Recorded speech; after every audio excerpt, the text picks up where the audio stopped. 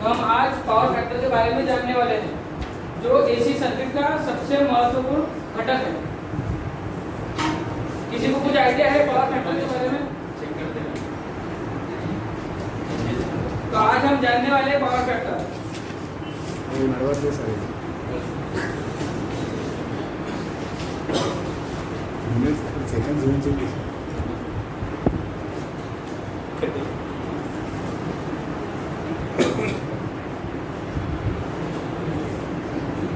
हम आज introduction about power factor के बारे में आज हम जानने वाले हैं कि पावर फैक्टर क्या है, इसका महत्व क्या है, इसका इम्पोर्टेंस क्या है, इसको कैसे इंप्रूव किया जाएगा और ये एसी सर्किट में क्यों होता है। ठीक है। दूसरा है how to calculate power factor.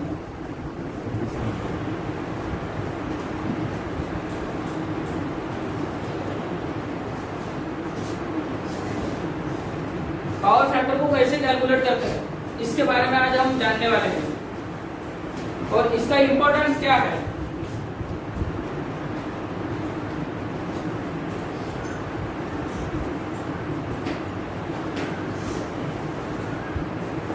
इसका महत्व क्या है, इसके बारे में आज हम जानने वाले हैं और एक जानेंगे कि इसको इम्प्रूव कैसे किया जाता है और इम्प्रूव करने के लिए कौन सी डिवाइस इस्तेमाल करते हैं या कौन सी मशीन है जो पावर फैक्टर इंप्रूव के लिए इस्तेमाल करते हैं।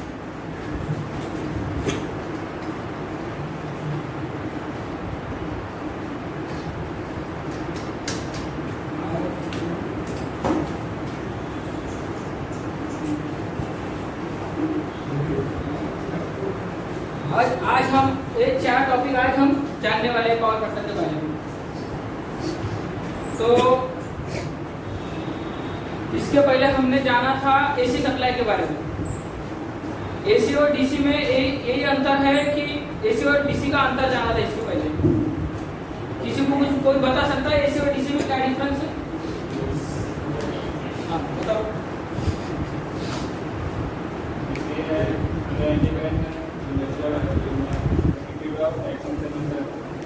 डीसी में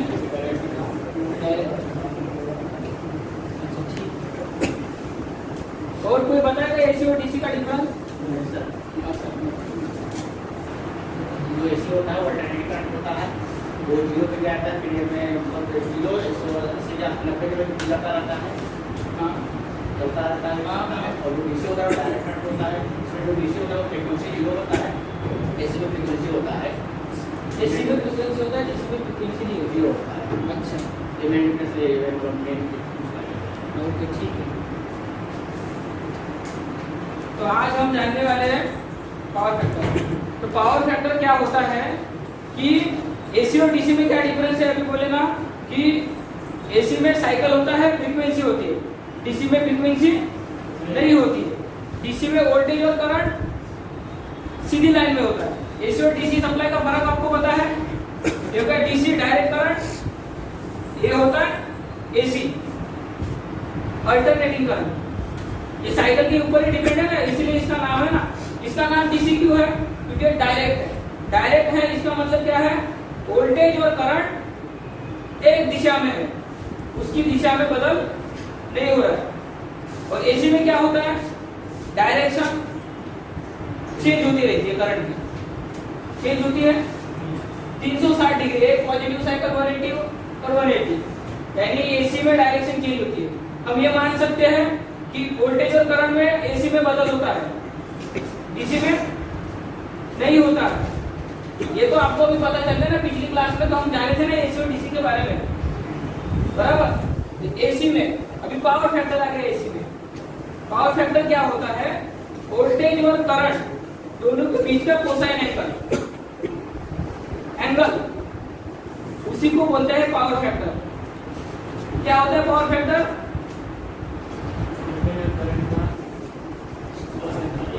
वोल्टेज और करंट के बीच का डिफरेंस। वो डिफरेंस हम किस में मेजर करते हैं? एंगल में मेजर करते हैं, और उसी को बोलते हैं कोसाइन एंगल, और उसी को बोलते हैं पावर फैक्टर। क्या होता है पावर फैक्टर?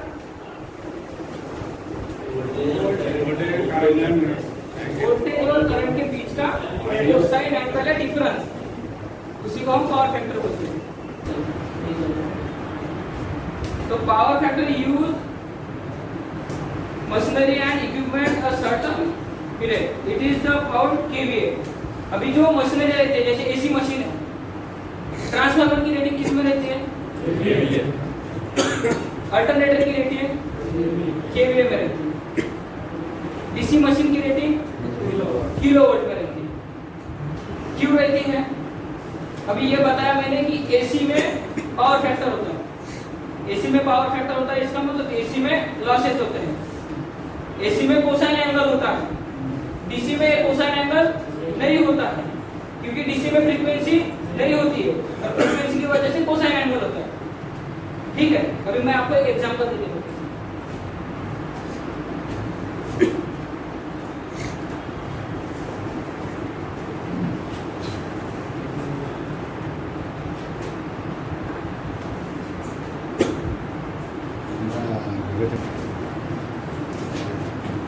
अभी ये मेरा दोस्त विशाल है, ये गया बियर बार में बियर लेने के लिए, ठीक है, ये गया था उधर बियर बार में बियर लेने के लिए, तो वो जाने देना यार।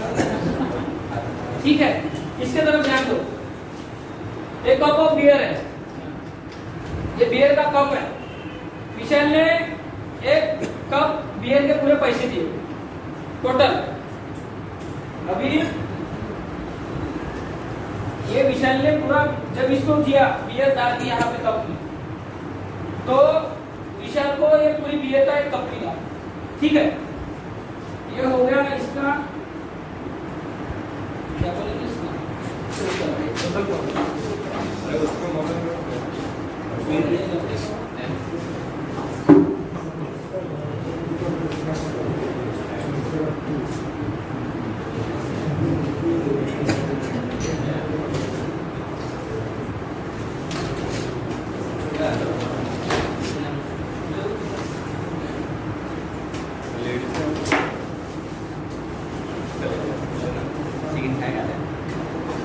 इधर ध्यान दीजिए कि विशाल ने लिया एक कप ऑफ बियर, बराबर, तो इसने पेड किए टोटल पैसे एक कप के, फिर उसके साथ इसको क्या मिला? एक फोम मिला जो बियर के ऊपर आता है, पर इसने पैसे किसके दिए? टोटल इसके दिए, तो उसको क्या मिला? बियर कितने मिले? आधा कप ऑफ बियर मिली। विशाल रुका, 15 मिनट बात करने लग गया मुझसे, पीते पीते, तो उसकी बियर हो गई आधा कप, बराबर। तो विशाल ने पैसे कितने बियर के दिए? फुल कप के पैसे दिए। इसका मतलब क्या हुआ कि टोटल पावर विशाल ने जो टोटल जो है तो डिमांड, यानी विशाल को कितना कप चाहिए? हाफ कप चाहिए था क्या बियर? नहीं, एक चाहिए था, तो उसने एक कप के पैसे पेड किए, बराबर। उस समय के बाद उसकी क्या हो गया? ये जो है फोम, छाछ बोलते उसको, बियर के ऊपर जो आता है, तो इसके तरफ ध्यान दो अभी कि पैसे तो हमने पूरे पेड किए एक ग्लास के, बराबर। हमको क्या मिला उसके साथ? आधा कप बियर और आधा कप खाना, बराबर। पर विशाल ने इसके पैसे पेड किए क्या? किए, इसके भी पैसे पेड किए, पर इस्तेमाल कितना किया उसने? ये इतना ही इस्तेमाल किया। ये छाछ पिएगा क्या? वो नहीं पी सकता ना, वो तो बैठ गया, पैसे तो उसके देने पड़ा। तो यही होता है पावर फैक्टर कि टोटल हम पावर जिसके लिए पेड करते हैं, ये टोटल पावर है, डिमांड पावर हमारी, और हम इस्तेमाल कितनी करते हैं? बस इतना इस्तेमाल करते हैं। इतनी कहा जाती है? वेस्ट जाती है, इतनी वेस्ट जाती है, और हमको पेड कितना करना पड़ता है? पैसा, पूरे का पैसा पेड करना पड़ता है। तो ये हमारा लॉस हुआ कि नहीं हुआ? लॉस हुआ ना, इसलिए तो इंपॉर्टेंट है पावर फैक्टर। कुछ समझा इसमें से? आपको थोड़ी आइडिया आ गई कि जो ये रहता है, जो टोटल डिमांड पावर का मतलब होता है total power, total power, true power नहीं, यूज पावर यानी टू पावर, जो हम इस्तेमाल कर रहे हैं, जिसका प्रॉपर इस्तेमाल हम यही कर रहे हैं, यह है रिएक्टिव पावर। रिएक्टिव पावर मतलब लॉसेस पावर, जिसका हम इस्तेमाल ही नहीं करते फिर भी उसका पैसा पेड कर लेते, बराबर। जैसे एक पंखे को चलने के लिए 2 यूनिट लगते होंगे 10 दिन में, तो 15 यूनिट ले रहे हैं, इसका मतलब 5 यूनिट का पैसा हम टोटल वेस्ट है वो, और वो हम पेड कर रहे हैं, इसका हम इस्तेमाल ही नहीं कर रहे, बराबर। अभी हम पावर को कैलकुलेट करना सीखेंगे, ठीक है।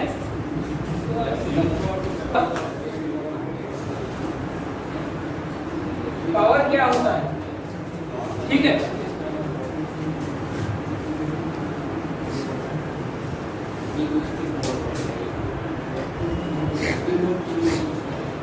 एक्टिव पावर, एक्टिव पावर यानी रियल पावर, ट्रू पावर जो हम इस्तेमाल करते हैं।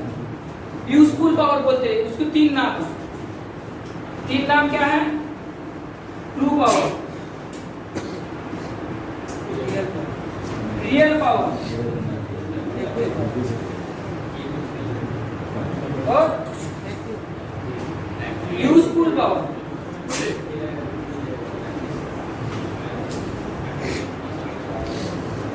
Real power, useful power, true power, active power.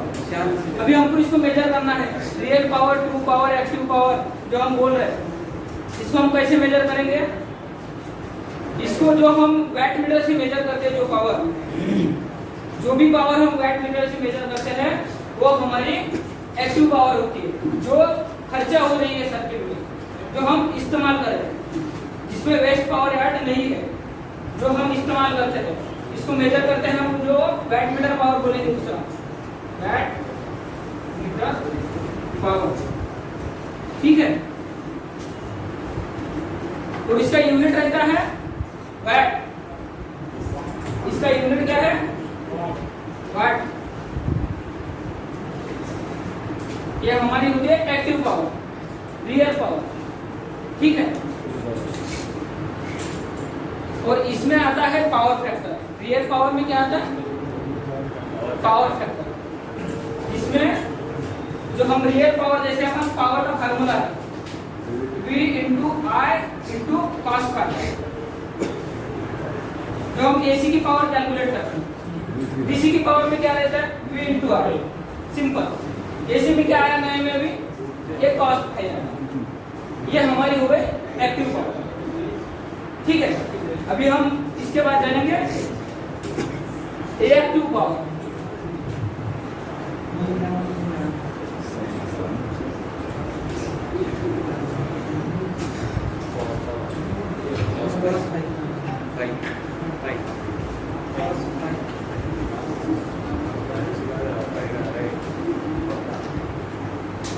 अभी हम जानेंगे रिएक्टिव पावर के बारे में। रिएक्टिव पावर मतलब इमेजिनरी पावर, जो हम ना देख सकते हैं ना हमको दिखता है, इमेजिनरी पावर है, ना उसका हम इस्तेमाल भी करते हैं, बराबर।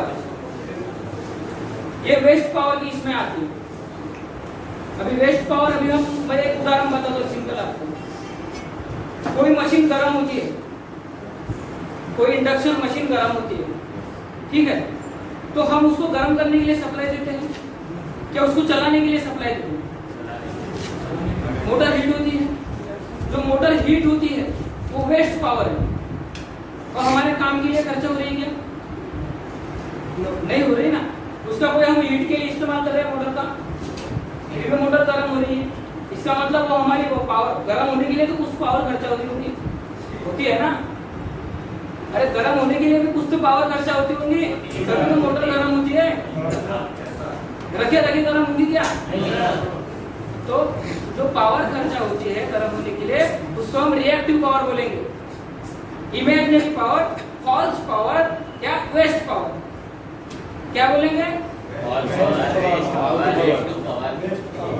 ठीक है। वो कौन सी पावर है? रिएक्टिव पावर, ठीक है। ये तो समझ गए आप। अभी तीसरी पावर हम समझेंगे अपरेंट पावर। अपरेंट पावर मतलब टोटल पावर, इसमें दोनों पावर ऐड आते हैं।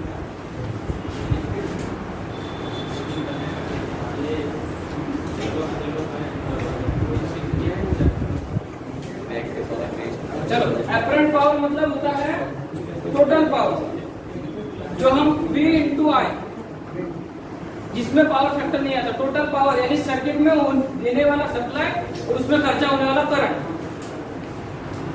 टोटल करंट जो यूज हो रहा है और टोटल वोल्टेज, सप्लाई वोल्टेज, दोनों को मिला के जो कैलकुलेट करते हैं उसको हम एपरेंट पावर बोलते हैं। एपरेंट पावर कैलकुलेट करने के लिए इसको बोलेंगे टोटल पावर, टोटल पावर, ठीक है, टोटल पावर V इंटू आई, आई या बोलेंगे ए बोलेंगे करंट। अभी जो बड़ी मशीनरी होती है एसी की मशीन, इसकी टोटल पावर जो रहती है, जैसे मैं बोला ट्रांसफार्मर हो गया, अल्टरनेटर हो गया, तो हम इसकी रेटिंग किस में रहती है, केवीए में रहती है। तो इसका मतलब क्या हो गया, किलो वोल्ट एम्पियर, यानी कौन सी पावर कैलकुलेट रहती है, टोटल पावर। एपरेंट पावर का मतलब टोटल पावर, जिसमें पावर फैक्टर भी आ गया, यूजफुल भी पावर आ गया और रिएक्टिव भी पावर आ गया, ठीक है।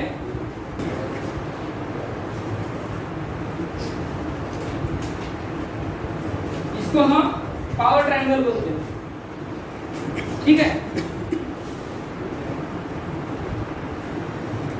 ये हो गई हमारी एक्टिव पावर, इसको हम P नाम देते हैं, बराबर। दूसरा देंगे रिएक्टिव पावर को Q नाम, और ये टोटल है S, S का मतलब है टोटल पावर, एपरेंट पावर, ठीक है। पाइथागोरस थ्योरम के अनुसार इसमें जो हमारा S है, तो आपको पता है Pythagoras theorem,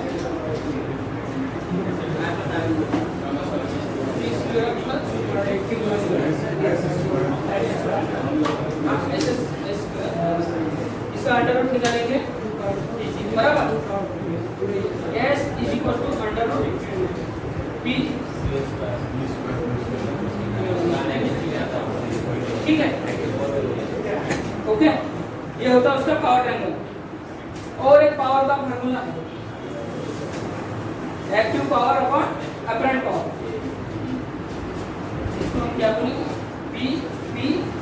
PS, active power upon apparent power. इससे भी हम पावर फैक्टर निकाल सकते हैं। और दूसरा और एक है, तो पावर फैक्टर बढ़ाने के लिए कौन से अपन इक्विपमेंट इस्तेमाल कर सकते हैं। तो सबसे पहले हम इस्तेमाल करेंगे स्टैटिक कैपेसिटर, दूसरा इस्तेमाल करेंगे सिंक्रोनस जनरेटर, जो ट्रांसमिशन लाइन में इस्तेमाल करते हैं पावर फैक्टर को बढ़ाने के लिए, और तीसरा है फेज एडवाइजर। फेज एडवाइजर भी है जो वो भी जनरेशन में इस्तेमाल करते हैं, ठीक है।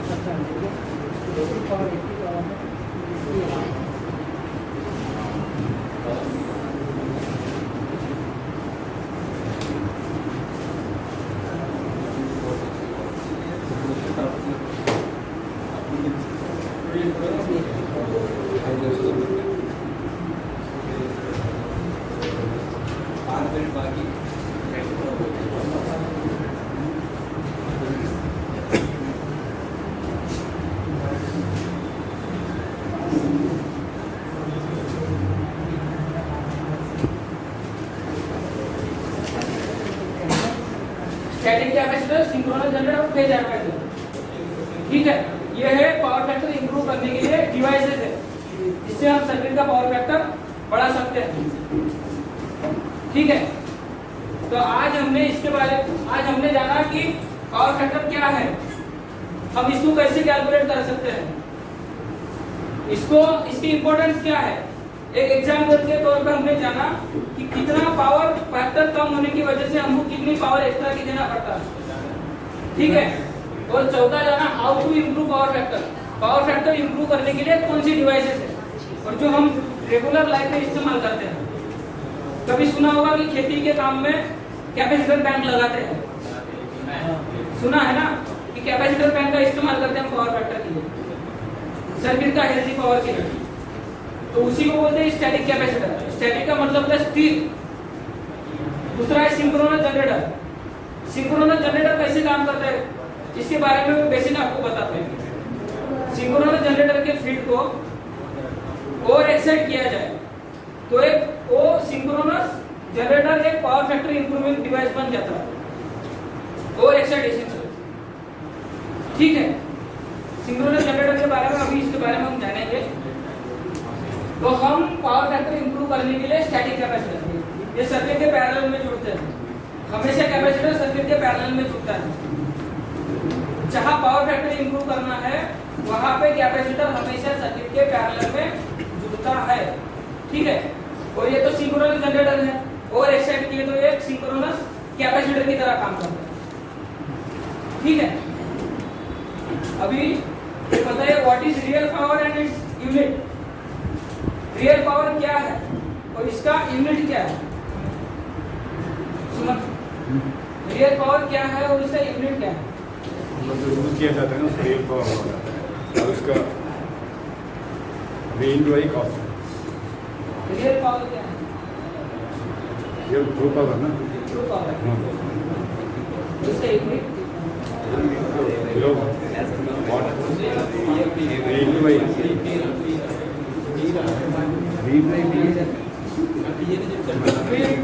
I I into cos। बोला ना स्टार्टिंग आवाज V into I cos। हाँ, रियल पावर हम किससे मेजर करते हैं? आकाश, रियल पावर हम किससे मेजर करते हैं? कुछ डिवाइस जो मैंने इसके पहले आपको बताया है कि हम रियल पावर जो मेजर करते हैं वो हमारा cos 5 मीटर होता है। cos 5 मीटर से 1 मीटर और 1 मीटर मैंने आपको बताया है वाट मीटर। ठीक है,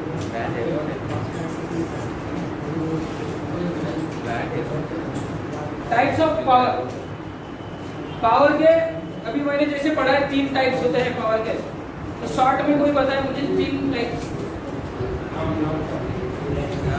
प्रतीक,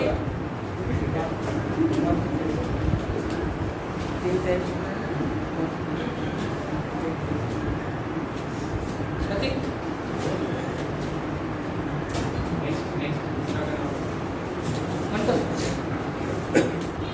रियल पावर, अपरेंट पावर और reactive power.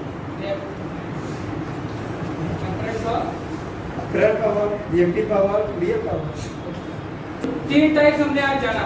Real power, real power यानी true power, useful power, active power, 3 नाम है। इसको मेजर कैसे करते हैं? Voltage into current into cos phi. AC की रियल पावर कैसे मेजर करते हैं? Voltage into current into cos phi. ठीक है, मेजर करने के लिए पावर फैक्टर का एक मीटर आता है और दूसरा है वैट मीटर। ये जान। रिएक्टिव पावर, रिएक्टिव पावर का मतलब वेस्ट पावर, जो कि हम इस्तेमाल ही नहीं करते। वेस्ट पावर का मतलब जो कि हम इस्तेमाल ही नहीं करते। इमेजिनरी पावर बोलेंगे सेकंड। इमेजिनरी पावर यानी हम इमेजिन करते हैं कि ये वेस्ट हो रही है, हमको दिख नहीं रही वेस्ट हो रही है। तो तीसरी पावर है अपरेंट पावर। अपरेंट पावर मतलब टोटल पावर, जो सर्किट में टोटल खर्चा हो रही है। इसका यूनिट कैसा है? V into I। सर्किट को जाने वाला वोल्टेज और खर्चा होने वाला करंट, ये पावर यानी apparent power. V into I। और बड़ी मशीनरी को अपरेंट पावर के हिसाब से गिनते हैं, यानी टोटल पावर। ट्रांसफार्मर की रेटिंग कभी किलोवाट में रहती है क्या? नहीं रहती। केवीए में रहती है या एमवीए में रहती है। मेगावाट एम्पीयर या किलोवाट एम्पीयर। अल्टरनेटर का भी वैसा ही है। 3 पावर हो गए अभी। आज हमने जाना